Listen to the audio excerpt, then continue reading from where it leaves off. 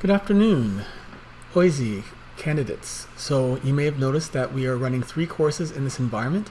I am Clayton Ellis. I am your facilitator for this session, and the reason why we run the session with biology, chemistry, and physics is so that we ensure that there's enough teachers to have a very good conversation.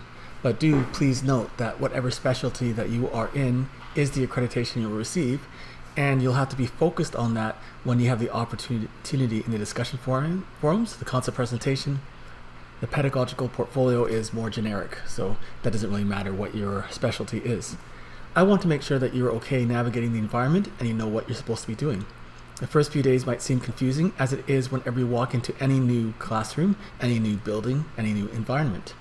So when you first walk in, if you click on the home link that we have here active, you'll notice that the announcements should be seen, and you'll have to go in reverse order. Sometimes I'll post 2 or 3 announcements at once. I do try to keep my announcements to 1 per post.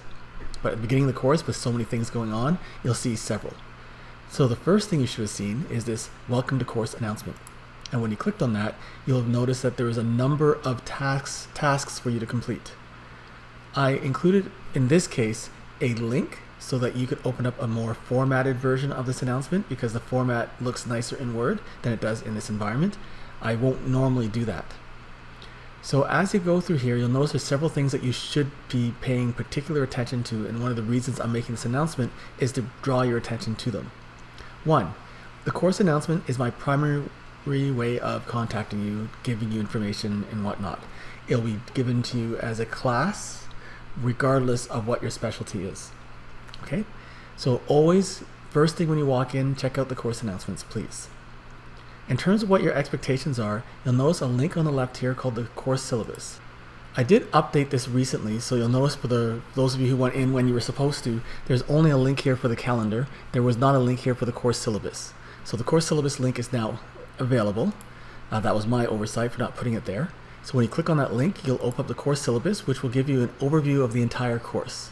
Okay, what the expectations are, what the assignments are, kind of administrative things. Okay, so as you walk your way through the course syllabus, I'm just going to go very quickly because I'm not going to go through detail by detail. You'll see quite a bit of language from the ministry, as the ministry has certain expectations regardless of what university is offering this course that they expect to see packed into the course. You'll see the letter grade assignments. I will tend to use level R's through level 4s when I am doing the assessing on the discussion forums, and then that will translate into a grade, and you'll see that table somewhere in the course syllabus here. You'll see specific instructions for the concept presentation, the pedagogical portfolio, and the discussion forum, and your expectations, what you should be doing. So the information is in the course syllabus. It is also available separately as a link. Okay, so I'm going to close this document.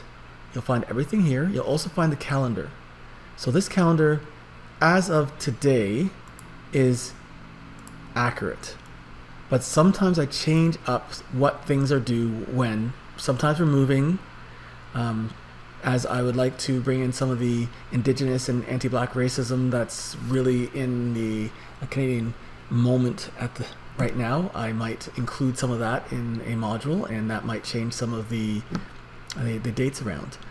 And if that ever happens, it'll be in the announcement. But as of today, this is what we're completing. So if you look at the course calendar on this link, you can see an overview for the entire course that we're together. Okay, and we end on last week of November. I know it says December 2020 here, but I'm sure you could follow the flow here. November 2nd, 9th, 16th, 23rd, and that last week of November is when we are complete. Okay, so that is your calendar. That gives you an overview of the entire course. You will find in the discussions a course help forum. If you have any generic questions about the course, you post it here and I'll answer it. You don't need to send me a message and post, because I get both alerts at the same time. So if you have a question that's relevant to everybody in the class, then please post it here. I'll answer it, and then everyone will see the answer. If someone posts a question and you know the answer, please answer the question on their behalf, because you might answer faster than I am. You might have been right there and figured it out, all those sorts of things. Okay? You are able to subscribe to forums if you'd like. You might have noticed that as you've been navigating. So if I select the forum. You can select subscribe, but I encourage you to only do that with places like the course help forum. Other places, you're going to want to come back in and make sure that you are looking at the thread of conversation. And sometimes when you subscribe, you lose the thread of conversation. In the assignments area, this is where you'll find the online concept CP and PP. You'll find specific instructions for these. These are the same as what you'll see in the course syllabus. For the concept presentation, if you click on the assignments, you'll notice at the bottom here, there's some samples of previous concept presentations that have been submitted by other students, teachers. I do not use the grade system here, so please ignore that. Now coming to the modules is where the courses, the majority of the course is located. You'll notice the welcome and start here, which is where you are supposed to start. This will also be done by, I'm thinking, by now. And you'll notice that there's a number of things in here, including your contact info, so that when you go in to do group work, people can find you easily. It's a Google Doc. You'll see the project sign up. So the CP, you get to choose which concept you want to focus on, and you're signing up on this concept presentation document. At this moment, I see that only 5 people have signed up. So clearly the majority of the class is still left to sign up. You can work on the concept presentation with a partner if you'd like, or you can go by yourself. If 2 people put their name beside the same one, I'm assuming that you're working as a partner. Talk to them, collaborate. There's a lot of work here. It's great to have 2 minds working on this as opposed to 1. I understand the pros and cons of working by yourself versus a partner, but this is a great activity for you to consider partnering up with another person. Okay? So that's your project sign up. So again, that's under the welcome and start here. You should be clicking on every single one of these links, and you'll also notice that the calendar is posted in here as well. Right? So I've put the calendar in multiple locations so that hopefully you can find it and use it effectively. Module 1. So this is what was assigned for the first week. Really, it's a get to know you, tell us a little bit about yourself, build some community, and then going into the online environment, making sure you understand that this is a safe place, but we're all kind of stepping out of our comfort zone in a sense to talk about our fears, talking about our aspirations, sharing our understanding of pedagogy and a number of things associated with teacher education, right? And of course, the ministry language. So the ministry language has the standards of practice and ethical standards, which I'm asking you to look at, kind of put into a journal type of email back to me, and at the end of the course you can revisit it with your pedagogical portfolio. As we come to week 2, going over the calendar,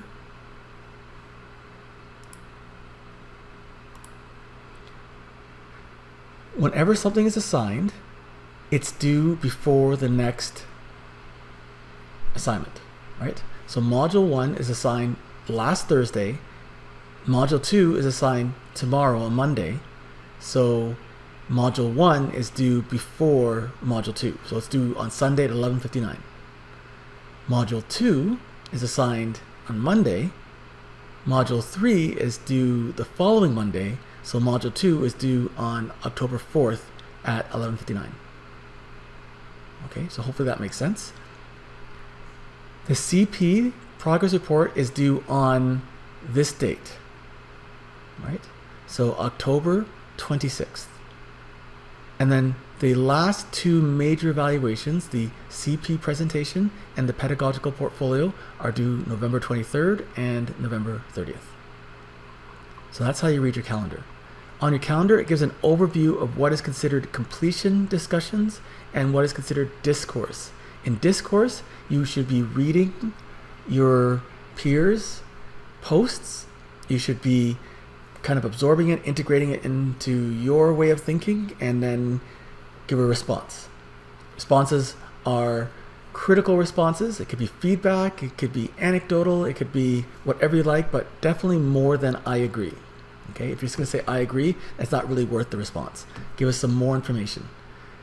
To get us to the highest level discussion, you should be reading what is in the module and potentially looking at another resource that supports what's in the module. Let's say it's something around the 5E instructional model.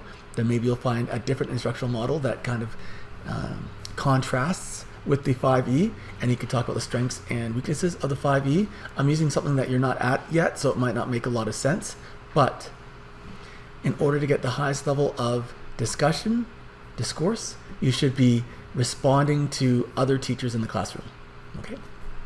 In addition to giving your own novel interpretation of the question. So that is the discourse. With each module, there's typically one thread that's considered discourse. The rest of them you just complete. You can respond and have a conversation about them if you'd like, but in order to reduce some of the stress of trying to respond to 16 different discussions, there's one that's important and the rest that you just complete. In some cases, you're not completing the module at all. In some cases, the module is going to be demonstrated in the CP. So when you look for module 7 and module 8, you'll notice that they're kind of offshoots of these weeks here. You're not completing those modules in the course, but you will take that learning and you will show evidence that you've read it and understood some of the ideas in there in your CP. So that's really an overview of the course. I typically will work the modules about 1 or 2 weeks ahead of time, and that will allow you to work ahead of schedule if you would like. Having said that, I typically don't recommend working ahead of schedule because this is a discourse-driven course. And if you go too far ahead, you'll not have any conversation with people because there's no one there to interact with. So if you find that you've completed a week's work, you can consider working ahead by one module. Hopefully there'll be other people there that you can interact with. If you go too far ahead, come back at some point and then be a part of the discussion. The CP and the PP are a significant amount of work, so you can work on that all the way through the course. So if you find that you have done the weekly module of learning, then go to the CP and see what part of the CP is pulling out things from assessment and evaluation, things from instructional models, things from teaching strategies, and so on. Okay? The CP does make an explicit connection to every single module. If you have any questions, I encourage you to ask. I can understand that you might be confused as to what to do in the first few days, especially. The course is open for the entire week. You can interact at any point. I do know a lot of the teachers who are actively teaching will most likely do a lot of the work on the weekend.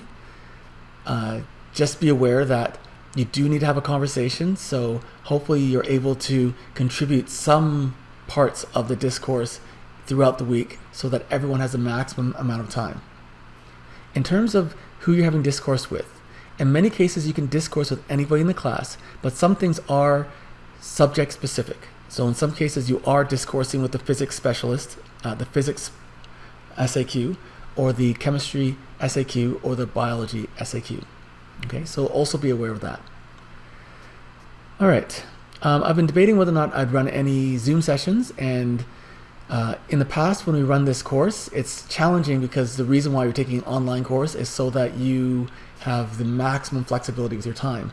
And the moment I say, Friday at 8 o'clock, I'm going to be having a Zoom session, which is optional, a lot of people do feel pressure to make that session. So I will kind of take the meter of the course as we go through, and if we come to a point where there's a place where an interaction where I'm talking to you, you're talking back to me, we're going live, then absolutely we will do that. Until then, I'll be using the announcements mostly and emails back and forth. In the discussion forums, I typically don't take a part in the discussion forums. I find that sometimes when I put in post, that kind of directs the conversation in a particular way, and I don't want to do that to you. So about once a week, not this first week though, because it's only been the week 1 post, but once a week, about 2 days after the due date, I will collect everything that you've said and I'll give you some feedback based on what you said. And when I say feedback, sometimes it's just carrying on the conversation. Sometimes it's trying to give you some ideas of things you might not have thought about, or, right? So we'll see what you say, and then I will react to it. All right, so I hope you guys have a fantastic course. I look forward to seeing you and reading everything that you might put online.